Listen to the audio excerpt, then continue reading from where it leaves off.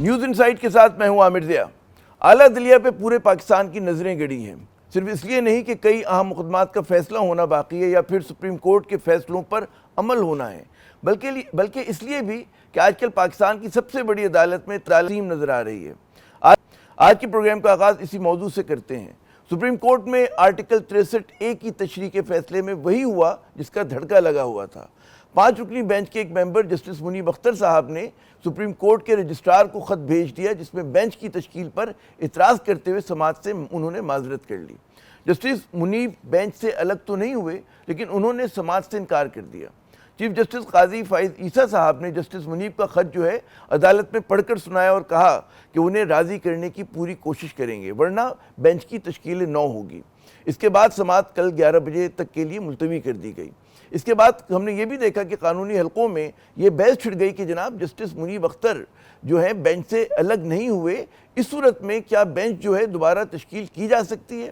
اس سے قبل justice Mansoor Ali Shah practice and procedure committee کی تشکیل پر اعتراض کر چکے ہیں۔ انہوں نے اپنے اعتراضات ایک خط کی شکل میں بیان کیے تھے جس کا چیف جسٹس نے بھی خط لکھ کر ہی جواب دیا۔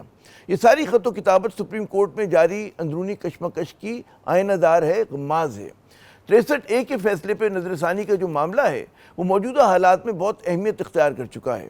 اس پہ فیصلہ ہونا ہے کہ اراکین پارلیمنٹ اگر پارٹی لائن سے ہٹ کر ووٹ ڈالیں تو کیا وہ ووٹ گنے جائیں گے؟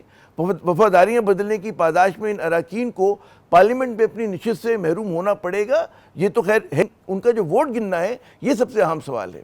نقادوں کے خیال میں اگر اراکین کے ووٹ گنے جائیں گے تو اس سے پارلیمنٹ میں خرید و فروخت کا بازار گرم ہو جائے گا، جو پارلیمانی جمہوریت کے ماتھے پر ایک داغ ہوگا۔ بڑے جتن کے بعد بڑی مشکلوں کے بعد وفاداریاں بدلنے کا جو بازار ہے وہ آئینی طور پہ بند ہوا تھا۔ بہت سے پاکستانی ڈرے ہوئے ہیں کہ اگر منحرف اراکین کے ووٹ بھی گنے جائیں گے تو یہ کالا بازار پھر سے لگ جائے گا۔ لیکن 2/3 اراکین کی حمایت حاصل کرنے کے لیے حکومت کچھ اتنی بے چین ہے کہ کوئی بھی راہ نکالنے کے لیے تیار ہے۔ آئینی اور قانونی جنگ کے تناظر میں 300 سے زیادہ جو وکلاء ہیں ان کی طرف سے خط بھی لکھا گیا ہے جس میں جو میں سمجھتا ہوں کہ بہت اہم ہے۔ اس خط میں انہوں نے سپریم کورٹ اور ہائی کورٹس کے ججز سے التجا کی ہے کہ چاہے پارلیمنٹ آئینی ترمیم کے ذریعے آئینی عدالت تشکیل دے تب بھی وہ اس عدالت کا حصہ نہ بنے۔ خط میں کہا گیا ہے کہ آئینی عدالت کا حلف لینا PCO حلف لینے کے مترادف ہوگا۔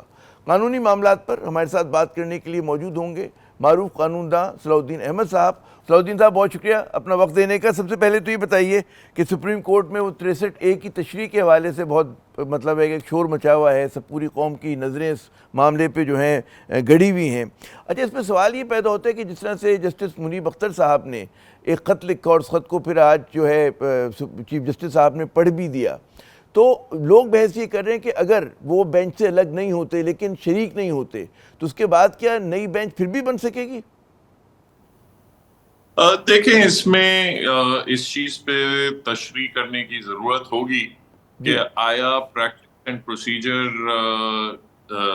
کا جو قانون ہے اس میں وہ کمیٹی وہ سیکشن 2 میں بنتی ہے، وہ کمیٹی جو ہے وہ کسی ممبر کی غیر موجودگی میں بھی پروسیڈ کر سکتی ہے یا نہیں۔ غالباً علی ظفر صاحب نے اس پہ آج ایک ایشو اٹھایا تھا، تو وہ چیز obviously سپریم کورٹ کو کنسیڈر کرنی پڑے گی۔ مگر دوسرا میں سمجھتا ہوں زیادہ اہم جو معاملہ ہے وہ یہ ہے کہ جو اس آرڈیننس کے ذریعے ترامیم لائی گئی ہیں پریکٹس اینڈ پروسیجر ایکٹ میں، اس آرڈیننس کی وائریز جو ہے، اس کی کانسٹیٹیوشنلٹی جو ہے وہ سپریم کورٹ میں چیلنج ہوئی ہے۔ آپ کو یاد ہوگا کہ جب انیشلی بھی یہ پریکٹس اینڈ پروسیجر کا قانون آیا تھا تو اور جب فائز عیسیٰ صاحب جب چیف جسٹس بنے تھے تو انہوں نے پہلا کام یہ کیا تھا کہ باقی سارے کیسز کو ایک سائڈ پہ، اور جبکہ اس میں کئی پرانے کیسز بھی تھے، مگر ان سب کیسز کو ایک سائڈ پہ رکھ کے پہلے پریکٹس اینڈ پروسیجر کے قانون کی جو کانسٹیٹیوشنلٹی تھی اس پہ انہوں نے فل کورٹ تشکیل دی تھی اور پھر فل کورٹ نے اس کو اپہولڈ کیا تھا۔ میں سمجھتا ہوں ضروری ہے کہ ابھی بھی بہت سیریس نیچر کے چیلنجز ہیں یہ جو نئی ترمیم لے کے آئے ہیں آرڈیننس کے ذریعے. تو میں سمجھتا ہوں اس میں بھی مناسب یہی ہوگا کہ سپریم کورٹ اس میں فل کورٹ ایک بٹھائی جائے اور وہ ان امینڈمنٹس کو جانچے کہ آیا وہ آئین کے مطابق ہیں یا نہیں. یہ کیا وجہ کہ جو پریکٹس یہ جو پروسیجرز ہیں ایک دم اتنے زیادہ اہم ہو گئے, ورنہ ایک عرصے سے چلتے رہتے تھے معاملات, کیا وجہ ہے کہ حکومت کو اس پہ قانون سازی کرنی پڑی؟ کیا آپ سمجھتے ہیں اہداف ہیں, کیا ٹارگٹس اچیو کرنا چاہتی ہے حکومت اس کے ذریعے؟ دیکھیں, یہ پریکٹس اینڈ پروسیجر میں ترامیم کی جو بات ہے پہلی مرتبہ تبھی ہوئی ہے جب سپریم کورٹ کا فل کورٹ نے, اور یہ بھی نہیں تھا کہ وہ پہلے تو آپ کہتے تھے کہ کسی ہم خیال بینچ نے کوئی آرڈر پاس کر دیا ہے یا کچھ ہو گیا ہے. سپریم کورٹ کے فل کورٹ نے بیٹھ کے ایک فیصلہ دیا جو ریزرو سیٹس کے کیس میں فیصلہ آیا. اس کے بعد یہ بات چلنا شروع ہو گئی کہ آئینی ترمیم آنی چاہیے, کوئی آئینی پیکج آنا چاہیے, ایکسٹینشنز کی بات شروع ہو گئی, چیف جسٹسز کے ٹینیور کی بات شروع ہو گئی. اس کے بعد ہی اچانک یہ ایشو اٹھا کہ پریکٹس اینڈ پروسیجر میں کوئی چینج کیا جائے. ورنہ جو حکومت کا سٹانس تھا وہ تو بڑا پچھلے سال سے بڑا کلیئر تھا کہ یہ چیف جسٹس کی مکمل ثوابدید نہیں ہونی چاہیے کہ بینچز وہ اپنی مرضی سے تشکیل دے, اور اسی لیے پریکٹس اینڈ پروسیجر ایکٹ بنایا گیا تھا. اور اب اچانک اس کو چینج کر کے دوبارہ سے چیف جسٹس تمام اختیارات چیف جسٹس کو دینے کی کیا ضرورت تھی اور کیا ارجنسی تھی, وہ تو حکومت ہی یہ بڑے بڑے سوال ہیں. اچھا یہ بتائیے کہ وہ جو 63A پہ بہت زیادہ بحث ہو رہی ہے کہ گو آج اس کی کارروائی نہیں ہو سکی کیونکہ منیب اختر صاحب موجود نہیں تھے, وہ نہیں بیٹھے. ایک لوگ جو جس خدشے کا اظہار کریں کہ جی 63A کے قانون کو اگر مطلب وہی انٹرپریٹیشن کی جائے کہ جی ووٹ گنا جائے گا ووٹ دینے والوں کا, تو اس سے آپ کی نزدیک کیا ایسا نہیں ہوگا کہ دوبارہ فلور کراسنگ کا اور وہ جو ہمارے یہاں کہتے ہیں کہ ہارس ٹریڈنگ بکرا منڈی لگا کرتی ہے اس کا دوبارہ سے راستہ نہیں کھل جائے گا؟ کیونکہ بہت سارے لوگ وہ جو فیصلہ کیا گیا تھا کہ جی ووٹ نہیں بھی گنا جائے گا, اس کو عوام میں بڑی پذیرائی بھی حاصل ہوئی تھی کہ آپ اگر پارٹی سے انحراف کرتے ہیں پارٹی لائن سے تو وہ اس کو کسی بھی طرح سے مطلب لوگ اس کا فائدہ نہ اٹھا سکیں. جی دیکھیں, جو اوریجنل 63A کا فیصلہ تھا میں تو سمجھتا ہوں کہ وہ فیصلہ غلط تھا سپریم کورٹ کا, اور اس وقت بھی جب پاس ہوا تھا تو میں نے کہا تھا کہ یہ انہوں نے جو آئین کی لینگویج ہے اس سے آگے بڑھ کے فیصلہ کیا ہے. مگر بات یہ ہے جو اور ٹھیک ہے پھر ریویو بھی فائل ہوئی, اور وہ ریویو میں نیچرلی پارٹیز کا حق ہے کہ وہ اپنے دلائل دیں. مگر مجھے ایک جو افراتفری کی کیفیت نظر آتی ہے کہ ایک دم جب یہ آئینی پیکیج کی بات شروع ہوئی کہ آئینی پیکیج آنا ہے, آئینی پیکیج آنا ہے, تو ایک دم پھر یہ ایشو بھی آ گیا کہ 63A کا کیس کیوں نہیں لگ رہا, 63A کا کیس کیوں نہیں لگ رہا, کیونکہ پچھلے ورنہ یہ جون سے پہلے, جولائی سے پہلے تو کسی قسم کی کوئی بات نہیں ہوئی تھی. اس وقت بھی پریکٹس اینڈ پروسیجر کا قانون موجود تھا, اس وقت تو کوئی بات نہیں ہوئی تھی کہ 63A کی ریویو جو ہے وہ فوری طور پہ لگنی چاہیے. اب میری نظر میں اگر کوئی ارجنٹ کیس ہے 63A میں, آپ دیکھیں ابھی آج کی بات اگر کی جائے تو 63A جو ہے وہ لاگو 3 قسم کی کیسز میں ہوتا ہے, یا تو فائنانس ایکٹ کے حوالے سے کہ جو فائنانس بل آ رہا ہو اس میں پارٹی کی ڈائریکشن کے خلاف ووٹ نہیں ڈل سکتا, یا کسی آئینی ترمیم کے حوالے سے, یا کوئی no confidence vote of confidence یا نو کانفیڈنس. اب تینوں چیزیں آج کی تاریخ میں تو پارلیمنٹ کے سامنے کوئی بھی چیز نہیں ہے. باتیں پیچھے بیہائنڈ دا سینز تو چل رہی ہیں, لیکن مگر کوئی ارادہ تو ہے نا, کیونکہ ماضی میں بھی کچھ دن پہلے بھی حکومت نے کوشش کی کہ ویکینڈ پر جو ہے رات کی تاریکی میں ایک امینڈمنٹ لے کر آئے, وہ نمبر پورے نہیں ہوئے, نہیں ہو سکا. تو ظاہر ہے کہ وہ کئی جگہوں سے کئی اطراف سے کوشش کر رہے ہیں. اس میں بعض لوگ کہہ رہے ہیں کہ جی یہ بھی اسی سلسلے کی کڑی ہے کہ دوبارہ 63A کو کھڑا کر دیا جائے اور فلور کراسنگ کی اجازت ہو. وہ تو ہر کسی کو نظر تو ویسے آ رہا ہے کہ مقصد کیا ہے, مگر مجھے جو اعتراض ہے وہ یہ ہے کہ عدالتیں جو ہیں وہ یہ چیمگوئیوں پہ یا جو پیچھے بیک ڈور ایکشن یہ پلاننگ ہو رہی ہوتی ہے اس پہ کیسز کی ارجنسی ڈٹرمن نہیں کرتی. کورٹ جو ہے وہ ارجنسی ڈٹرمن کرتی ہے جو چیزیں ایکچولی گراؤنڈ پہ ایگزسٹ کرتی ہیں, اور آج تو گراؤنڈ پہ کوئی ایسی چیز نہیں ہے, کوئی کانسٹیٹیوشنل پیکیج آپ کو نہیں لگ ہے. رہا ہے یہ جو پھرتی دکھائی جا رہی ہے بعض کیسز میں, اس کے پیچھے بھی کوئی مقاصد ہیں؟ ظاہر ہے کہ عدلیہ کی طرف سے بھی نظر آ رہا ہے کہ عدلیہ تقسیم ہے, نظر آ رہا ہے کہ بظاہر لگ رہا ہے کہ حکومت چاہتی کوئی شخص رک جائے, وہ چاہتی کہ اپنی مرضی کی ترامیم ہوں, اپنی مرضی کی ان کی بینچز بن رہی ہوں, تو اسی سلسلے کی کڑی ہے. اور اس سے کیا بہت زیادہ ڈسٹارٹ نہیں ہو رہا ہمارا اعلیٰ عدلیہ کا نظام؟ دیکھیں بالکل میں سمجھتا ہوں اس پہ پھر اگر سپریم کورٹ کے اوپر تنقید ہوتی ہے تو اس تنقید میں پھر کچھ وزن بھی ہے. اب بات یہ ہے جو میری رائے میں سب سے زیادہ اہم جو کیس اگر کوئی آئینی اعتبار سے سپریم کورٹ کو سننا چاہیے وہ تو جو ملٹری کورٹس کے حوالے سے جو فیصلہ آیا تھا جس کو سسپینڈ کر دیا پھر سپریم کورٹ کی لارجر بینچ نے, وہ کیس سننا چاہیے. اور اس کی وجہ یہ ہے کہ وہ ایک تھیوریٹیکل کیس یا کوئی کنسپیریسی یا وغیرہ کو پروموٹ کرنے کا کیس نہیں ہے. وہاں تو ایکچولی لوگوں کے ٹرائلز افیکٹ ہو رہے ہیں, لوگ اپنا قید میں ہیں اس کیس کی وجہ سے.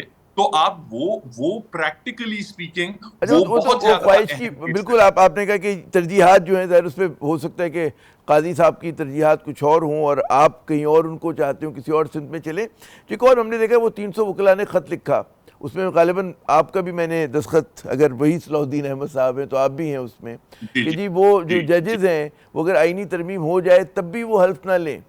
تو اس پر اگر آپ مختصراً روشنی ڈال سکیں کہ کیا آپ اس کے بارے میں کہیں گے؟ جی دیکھیں جو اس خط کے جو متن ہے وہ یہ ہے کہ بیسکلی اس آئینی ترمیم کے نام پہ آئین کی دھجیاں اڑائی جا رہی ہیں. بیسکلی ہماری جو کانسٹیٹیوشنل سسٹم میں 3 ستون ہوتے ہیں, اس میں لیجسلیچر ہوتی ہے پارلیمنٹ, اس میں گورنمنٹ ہوتی ہے ایگزیکٹو, اور اس میں جوڈیشری ہوتی ہے جس کی سربراہی سپریم کورٹ کرتی ہے. بیسکلی اس آئینی ترمیم کے تحت اس آئینی نظام کا ستیہ ناش کیا جا رہا ہے اور جو جوڈیشری ہے اس کو ڈسٹروائے کیا جا رہا ہے. سپریم کورٹ کو ابولش کر کے ایک نئی فیڈرلی کنٹرولڈ کورٹ کو قائم کیا جا رہا ہے. ہماری رائے میں کم سے کم کسی بھی جج کو یہ زیب نہیں دیتا کہ اس ماتحت وفاقی عدالت میں وہ بیٹھے. جناب صلاح الدین صاحب بہت بہت شکریہ, آپ نے اپنا قیمتی وقت دیا. یعنی کہ صلاح الدین صاحب کو کہنے کا کام جو ہے وہ خطرے میں اور اس کو تباہ کیا جا رہا ہے. یہاں پہ ہم لیتے ہیں وقفہ. وقفے کے بعد جب دوبارہ حاضر ہوں گے تو گزشتہ ہفتے آرمی چیف نے پاکستان کے بلکہ کراچی سے وابستہ جو بڑے بڑے کاروباری حضرات تھے ان سے بھی ملاقات کی. اس میں پہلی مرتبہ SME کے نمائندوں کو بھی بلایا. کیا پیغام دیا گیا؟ کچھ تو جو ہے شیئر ہو گیا میڈیا پہ, بہت ساری باتیں نہیں ہوئی ہیں, تو کچھ ان پہ بات کریں گے لیکن وقفے کے بعد.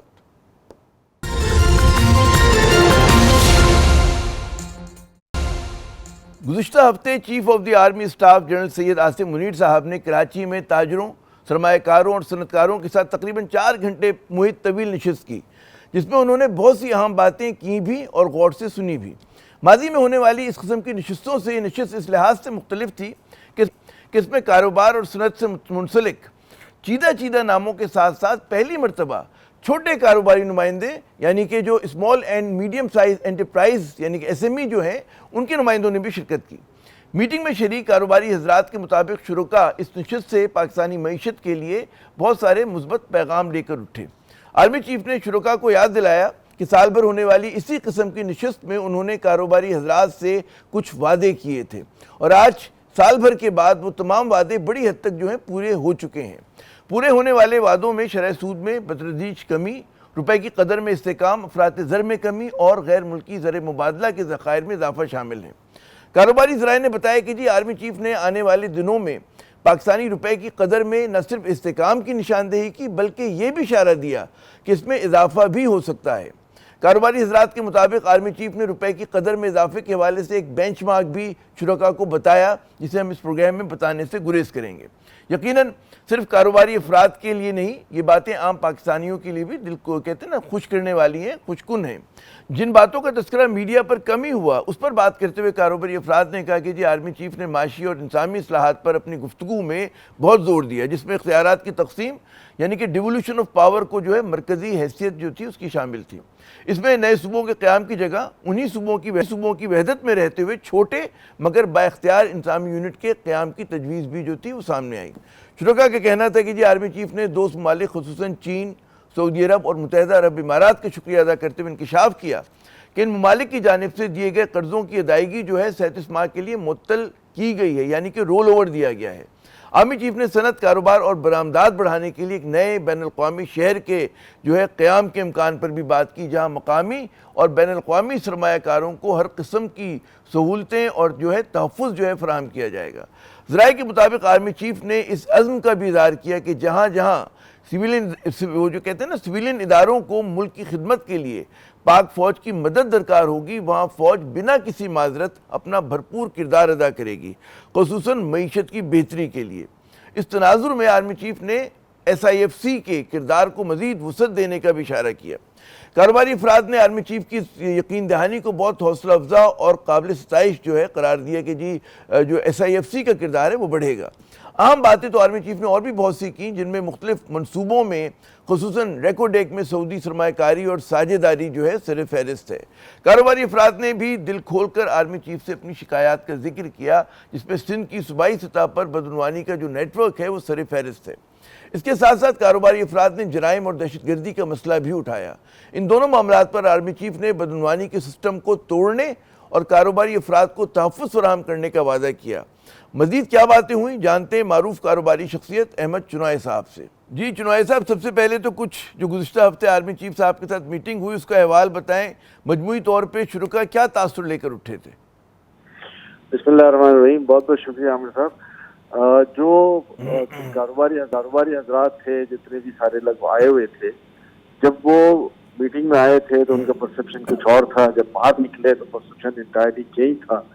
اور جو کچھ سیناریو آرمی چیف صاحب نے بتایا، جو باتیں بتائیں، جو پاکستان کی اکنامک انڈیکیٹرز تھے، 3 سپتمبر 2023 جب پہلی دفعہ وہ ملے تھے اور اب 27 سپتمبر 2024 کو جب دوسری دفعہ ملے، تو ان دونوں کے درمیان کا جو سفر ہے اس کا پورا ایک اکنامک کمپیریزن چارٹ انہوں نے پیش کیا اور اس کی تفصیل سے بات کی۔ اور اس کے بعد پھر پاکستان کے مختلف اسپیکٹس، پولیٹیکل سیناریو پر، اکنامک سیناریو پر، انفراسٹرکچر کے سیناریو پر اور ہماری ڈیولپمنٹ کے لحاظ سے جو آگے پیش رفت ہو رہی ہے اس پہ بڑی تفصیل سے بات کی۔ اس تفصیل سے بات کرنے کے بعد جو لوگوں کے خدشات تھے، جب انہوں نے سوالات کیے اور مختلف چیزیں جو ہے وہ لوگ اپنا مختلف امور پہ جو ہے وہ بحث کی، میں سمجھتا ہوں کہ میں نے پہلی دفعہ دیکھا کہ کسی آرمی چیف نے اتنی تفصیل کے ساتھ مفصل انداز میں ایک ایک بات کو سمجھایا اور اس کو سمجھانے کے بعد لوگوں کو کنونس بھی کیا۔ ٹھیک ہے، اچھا کنونس کیا آپ نے، کہا بہت سارے ابہام پرسیپشن بدلی۔ اب ذرا وہ آتے ہیں کہ ڈیول لائز ان ڈیٹیل، تو کن امور پہ، جیسے سرمایہ کاری بڑھانے کے حوالے سے جو میں نے سنا ذرائع کے حساب سے کہ انہوں نے یہ کہا کہ بیرون ملک سرمایہ پڑا ہے، ہمارے بہت سارے جو ہیں بڑے بڑے جو بزنس مین ہیں، ٹائکونز ہیں، تو انہوں نے ایسی کوئی بات کی کہ پاکستان میں آ کے سرمایہ کاری کریں اور باہر نہ کر رہے ہوں، مطلب باہر جو ان کے پیسے پڑے ہوئے جو انہوں نے پاکستان میں ہی کمائے، پاکستان سے لے کر گئے؟ جی بالکل، انہوں نے نہ صرف پاکستانیوں کے لیے بلکہ غیر مقیم پاکستانیوں کے لیے اور دوسرے فارن انویسٹرز کے لیے سب کے لیے واضح پیغام دیا کہ جی پاکستان آئیں، انویسٹمنٹ کریں، یہ مواقع آپ کے پاس ہیں۔ بالخصوص انہوں نے جو شرکاء وہاں موجود تھے انہوں نے کہا کہ اگر آپ نے اپنے دولت باہر رکھی ہوئی ہے تو اس کو پاکستان لے کر آئیں، یہاں انویسٹمنٹ کے بہترین مواقع ہیں۔ اور جو اکنامک کمپیریزن چارٹ تھا وہ اس بات کی گواہی بھی دے رہا تھا۔ اور اس کے بعد پھر انہوں نے 2-3 چیزیں بڑی تفصیل سے بتائیں کہ دیکھیں سیکیورٹی پرووائڈ کرنا ہمارا کام ہے، اکنامک جو ہے اس کو ٹھیک کرنا آپ کا کام ہے۔ ہم آپ کو سیکیورٹی پرووائڈ کریں گے، آپ اکنامکس پہ توجہ دیں اور جو بھی بیسٹ پاسبل ہوگا پاکستان آرمی، پاکستان کی تمام اسٹیبلشمنٹ اور اس کے بعد پاکستان کی تمام پولیٹیکل جو فورسز ہیں وہ آپ کا ساتھ دیں گی جو گورنمنٹل فورسز ہیں. اچھا جو بات ایک بڑی خاص بات جو کی جو بعض لوگ کوٹ کر رہے تھے کہ جی معیشت کی بہتری کے لیے، تو یہ بات کی کہ جہاں جہاں پاکستان چلانے کے لیے جہاں پہ ہمارے ادارے اچھا پرفارم نہیں کرے، سویلین ادارے، وہاں دینے کے لیے وہ ہم نے دیکھا ہے کہ ہمیشہ فوج کا کردار ہے. تو انہوں نے اس بات پہ زور دیا کہ معیشت کے لیے بھی فوج کا جو کردار ہے وہ رہے گا، جاری و ساری رہے گا. کچھ اس طرح کی بات ہوئی؟ دیکھیں انہوں نے بڑے واضح انداز میں کہا کہ جی لوگ کرٹیسائز کرتے ہیں کہ جی فوج یہاں پر کیوں ہے، فوج یہاں پر کیوں ہے. انہوں نے صرف اس بات کے یہ جواب دیا کہ دیکھیں ہم اس ملک کے وفادار لوگ ہیں، ہم اس ملک کی بہتری چاہتے ہیں، اور اگر کوئی لوگ اپنا کام نہیں کرتے تو پھر اگر ہمیں کرنا پڑ رہا ہے تو پھر کوئی ہمیں اس بات پہ جو ہے وہ کرٹیسائز نہ کرے. ہم پوری جس کو کہتے ہیں نا کہ دل و جمی کے ساتھ جو ہے وہ اس ملک کی خدمت کر رہے ہیں، چاہے وہ سیکیورٹی کے میدان میں ہو، چاہے وہ اکنامک کے میدان میں ہو، اور ہم لوگوں کو جو ہے وہ تنہا نہیں چھوڑ سکتے. اگر کوئی غلط کام ہو رہے ہیں اور ہم اس کا چیک اینڈ بیلنس بھی نہ دیں اور ہم ملک کی ترقی کے لیے جو ہے وہ بیچ میں اپنا کردار ادا نہ کریں تو کہتے ہیں کہ انہوں نے کہا کہ پھر یہ بڑی زیادتی کی بات ہوگی. ہم عوام کے لیے کام کر رہے ہیں اور انشاءاللہ اس عوام کے لیے جو ہے وہ اپنی جانوں سے بھی جو ہے جان دینے سے بھی درگزر نہیں کرتے. یہ بتائیے گا کہ اختیارات کی تقسیم کے حوالے سے انہوں نے جو بات کی کہ جو ہمارے یہاں ہے کہ صوبوں کے اندر بہت زیادہ اختیار جو ہے پھنسے ہوئے، لیکن جو میں نے سنا بعض ذرائع کے حساب سے کہ جی صوبوں کی تقسیم کی بات نہیں کی لیکن انتظامی یونٹ بنانے کی بات ہوئی ہے تاکہ پاور ڈیوالو ہوں. یہ کیا اس کا پس منظر ہے اس بات کا؟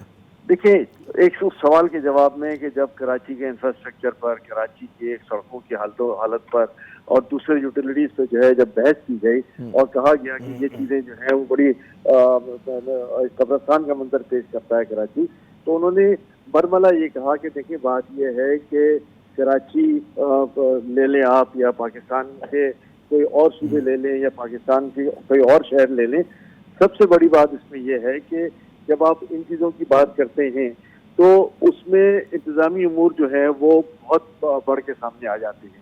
جب انتظامی امور آتے ہیں تو یکلخت یہ خیال آتا ہے کہ پاکستان میں جہاں 4 صوبے ہیں وہاں اگر ہم ایران میں دیکھیں تو انہوں نے ایران کی صوبوں کی بات بتائی، تعداد بتائی، پھر انہوں نے افغانستان کے صوبوں کی تعداد بتائی. یہ سب بتانے کے بعد انہوں نے کہا کہ میرا دل کرتا ہے کہ پاکستان میں بھی اس طرح انتظامی صوبے موجود ہوں. اور انہوں نے کہا میں یہ نہیں کہتا کہ جی ہم سندھ کو ختم کر دیں، ہم پنجاب کو ختم کر دیں، یہ بھی ہو سکتا ہے کہ جی ناردرن سندھ آ جائے، سدرن سندھ آ جائے، ناردرن پنجاب آ جائے، سدرن پنجاب آ جائے اور اس کے طریقے کی انتظامی یونٹس ہوں. اس کے لیے انہوں نے کہا کہ بغیر عوام کی رائے کے، بغیر ان کے ریفرنڈم کے یہ کام ممکن نہیں ہے. اور انہوں نے کہا کہ ہر صورت میں عوام کی رائے کا احترام کیا جائے گا اور یہ اگر صوبوں کے انتظامی صوبے بنتے ہیں تو یہ عوام کے بہترین مفاد میں یہ بات ہو سکتی ہے. جناب بہت بہت شکریہ احمد چنوائے صاحب، آپ نے اپنا قیمتی وقت دیا. ناظرین مسئلہ یہ کہ 4 گھنٹے پہ وہت میٹ اور ہمارے پروگرام میں سیگمنٹ کا جو وقت ہوتا ہے وہ 8-9 منٹ 10 منٹ ہوتا ہے، لیکن پھر کبھی اس پہ تفصیل سے بات کریں گے. بہت سارے اور ایشوز جو رہ گئے بات کرنے سے. یہاں پہ ہم لیتے ہیں وقفے کے بعد جب دوبارہ حاضر ہوں گے تو کچھ بات کریں گے احتجاجی سیاست پر. اس کا کیا سوچ کر جو ہے حکومت پنجاب کس طرح سے اس کو ڈیل کر رہی ہے، پی ٹی آئی کے ذہن میں کیا ہے. ہمارے ساتھ ایک معروف تجزیہ کار ہوں گے، ہمارے ساتھ رہیے گا.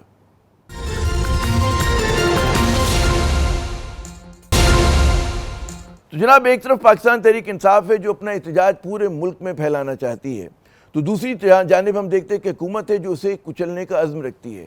لیکن اعتدال پسند پاکستانی اب بھی دعا گو ہیں کہ جناب کوئی بیچ کی راہ نکلے تاکہ پاکستان جو ہے سیاسی اور معاشی استحکام کی راہ پہ چل سکے. لیکن پی ٹی آئی کا پنڈی میں احتجاج اور اس پہ حکومتی رد عمل بڑھتے سیاسی مہازارائی کا ہمیں طبل بجاتا ہوا دکھائی دے رہا ہے. اس کے ساتھ ساتھ بعض جو نون لیگی رہنما ہیں ان کے بیانات سے ایک نیا اور بڑا خطرناک رجحان ابھر کے سامنے آیا ہے. ان بیانات سے یہ تاثر ابھارنے کی کوشش کی گئی ہے کہ جناب اب مقابلہ جو ہے خاکم بذہن پنجاب اور خیبر پختونخوا کے درمیان ہے.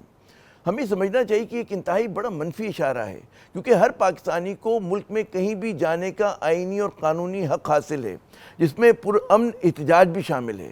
جب آپ قانونی اور آئینی راستے بند کرتے ہیں تو اس کے رد عمل میں اعتدال پسندی کی جگہ انتہا پسندی اور پھر رد عمل کی سیاست جو ہے وہ لے لیتی ہے. اور ایسا ہی کچھ اب جو ہے خیبر پختونخوا کے وزیر اعلیٰ علی امین گنڈا پور کی زبان میں بڑھتی تلخی سے جو ہے وہ ظاہر ہوتا ہے. راولپنڈی میں احتجاج کے لیے آنے والے خیبر پختونخوا کے جلوس پر جس طرح سے شدید شیلنگ کی گئی، جس پر پھر ہم نے دیکھا کہ رد عمل کے طور پر علی امین گنڈا پور صاحب نے کہا کہ جی اس بار تو انہوں نے برداشت کر لیا، اگلی بار غالباً نہ کریں. لیکن جو اس سے اندازہ یہ ہوتا ہے کہ جی تلخیاں کس نہج پر پہنچ گئی ہیں۔ پی ٹی آئی کی جو احتجاجی تحریک کو جو ہے اس کو بعض جو دانشور ہیں ہمارے اور تجزیہ کار ہیں وہ بھی آئینی ترمیم سے جوڑنے کی بات کر رہے ہیں۔ اب سوال یہ کہ جی پی ٹی آئی کا احتجاج کتنا مؤثر رہا، کہ احتجاج روکنے کے لیے حکومت کی حکمت عملی درست رہی، اور آئندہ جو ہے کہ حوالے سے کیا امیدیں اور خدشات ہیں۔ تو جناب پوچھتے ہیں معروف صحافی، تجزیہ کار اور دانشور صاحب قاضی صاحب سے۔ قاضی صاحب سب سے پہلے تو یہ بتائیے کہ پاکستان تحریک انصاف کا جو پنڈی کا حالیہ احتجاج تھا وہ کتنا مؤثر یا غیر مؤثر رہا؟ دیکھیں عامر بھائی، اس میں ایک تو یہ کہ ہم خود مؤثر بنا دیتے ہیں جب ہم اتنی پینک ہوتا ہے، اتنی رکاوٹیں ڈال دیتے ہیں۔ ایک فلو میں اگر چیز پولیٹیکلی نکل جائے تو میرے خیال میں اس کا اتنا امپیکٹ نہیں ہوتا، مگر جس طریقے سے جو مناظر چلتے رہے اس کو اپنے اپنے انداز میں لوگ انٹرپریٹ کرتے رہے، اور اچھا ہوا کہ وہ واپس چلے گئے اور کوئی خدا نخواستہ انٹورڈ انسیڈنٹ نہیں ہوا، کیونکہ دو صوبوں کا بھی معاملہ ہے اور اس ملک کا بھی معاملہ ہے۔ تو میں سمجھتا ہوں کہ میں اگر ایک آبجیکٹیو انالیسس کروں تو میں سمجھتا ہوں کہ انہوں نے اپنا اثر چھوڑا ہے اور گورنمنٹ پینک موڈ میں لگی ہے میرے خیال میں۔ اچھا، آپ نے کہا کہ دو صوبوں کا بھی مسئلہ ہے۔ ہم یہ دیکھ رہے ہیں کہ وفاقی اور صوبائی حکومت کے بعض جو وزراء ہیں، مشیر ہیں، وہ اس کو کچھ اس طرح سے تاثر دے رہے ہیں کہ جی یہ حاکم دین پنجاب بمقابلہ کے پی ہے، حالانکہ آئین اور قانون کی روح سے ہر شخص کہیں بھی جا سکتا ہے پاکستان میں، اسے ضرورت نہیں ہے ویزے پاسپورٹ کی۔ تو یہ آپ کے خیال میں یہ مناسب حکمت عملی ہے حکومت کی کہ آپ یہ کہہ رہے ہیں کہ جی ہم پنجاب میں نہیں دیکھ لیں گے، نہیں ہونے دیں گے؟ جناب اٹ از ویری، میں تو اسے کرمنل کہوں گا، اور ہر ملک دوست انسان اس کو یہی کہے گا۔ پولیٹیکل موو بھی نہیں سیکھا ماضی سے، ہم جو ہے پہلے پنجاب کی پگ پہ داغ لگاتے رہے، پھر اب ساری عمر اس کو ہم دھوتے رہیں گے۔ آج جو سب سے افسوسناک واقعہ ہو رہا ہے اور جس کی میں کھلے دل سے مذمت کرتا ہوں کہ جن محنت کشوں کے گلے، پنجابی محنت کشوں کے گلے جو کاٹے جا رہے ہیں، یہ ایک تو میں یہ کہنا چاہتا ہوں کہ وہ بلوچوں کے دوست بھی نہیں ہیں جو یہ کام محنت کشوں کے خلاف کر رہے ہیں۔ دوسری بات یہ کہ ہمیں اسباق سیکھنے چاہیے، ہمیں سب کو قریب لے کے آنا چاہیے۔